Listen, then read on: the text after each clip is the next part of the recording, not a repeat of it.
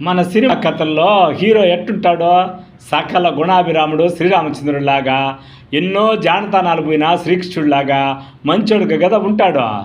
కానీ నిజ జీవితంలో ఈ హీరోలు చాలామంది అడ్డదారి దొక్కుతున్నారు. ఈ మధ్యలో ఒకే వైరల్ అయిపోతా ఉందబ్బా. ఎందుకంటే దర్శన్ అనే హీరో ఉన్నాడు.